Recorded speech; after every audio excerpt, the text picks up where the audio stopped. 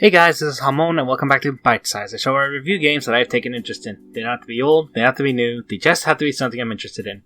And today we are looking at AtomicCrops, a game that takes the farming simulation of, say, Harvest Moon, or Story of Seasons as it's called at some point, and roguelike games like Nuclear Throne, and just combines them into this very unique outlook of the game.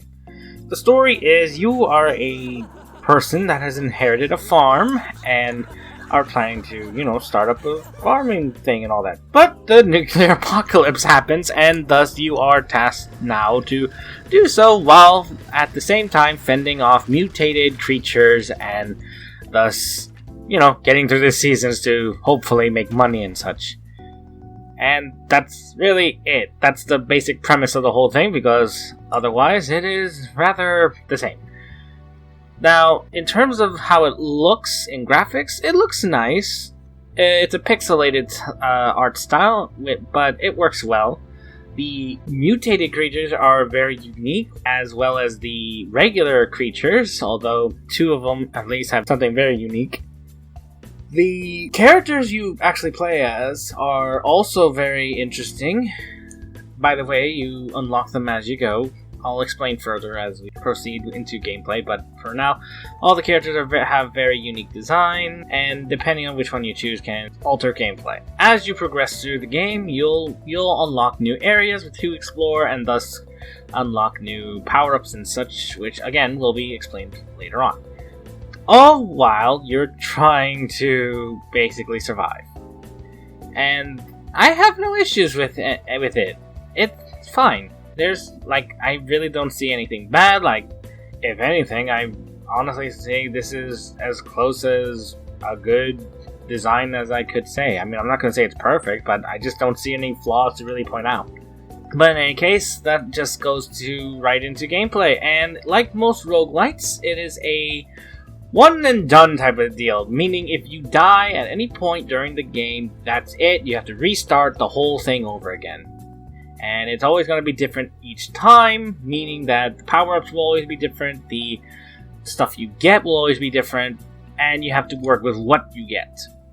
Now, as I mentioned, that there are multiple areas to explore. You start off with 2, and as you go, you can unlock some more, including deeper areas that can have harder challenges, but greater rewards. And as you go through the day, you can do that, or you can work on your farm, which you have to do to make money, so that at the end of the day, once you're done with everything, you can go to the stores at the town and buy stuff that will help you both farm and defend yourself, because during the night, before you can even head back to town, you have to do so.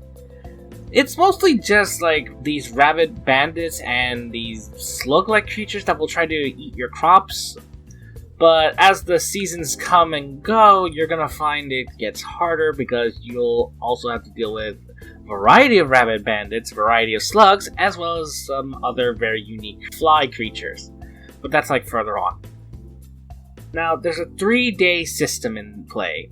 The first day and second day are both normal ones, so you don't really have much to worry about. The second day is just obviously a little tougher. The third day, though, it is a boss fight at the end of it. And depending on how good your weapon is and how your farm is, you could be very much able to beat them without an issue. And at the end of the boss day, you can go to the mayor of the town, and depending on how well you've done with your farm, as how much you harvest, he'll reward you with cornucopias and power-ups and all that, so that you can continue playing and eventually beat the game after winter. It's very interesting. I actually like it. It's you have to decide on certain days.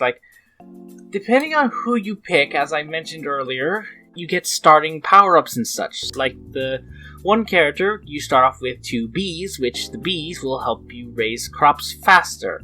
That's the one you start off with. But as you unlock more characters, they all have different abilities, such as one that has everything sped up, and another that gives you a turret to plant at the very start. But otherwise, it's all very nice. Can't really complain too much. I just wish some of the bosses weren't as ridiculous as they're. But that's just a pet peeve of mine. I'm sure there's some people that can just one-shot the whole thing very easily if they find the right stuff. And honestly, that's about it, because with all that said, I will say, if you want to check out the game yourself, my verdict is do so. It is available on Xbox Game Pass for free for subscribers, of course. Otherwise, it is the price at the bottom left hand of the screen. It is also available on these platforms, if any, that I will probably put up right now. But other than that, I'm going to say thanks for watching. I hope you enjoyed this video.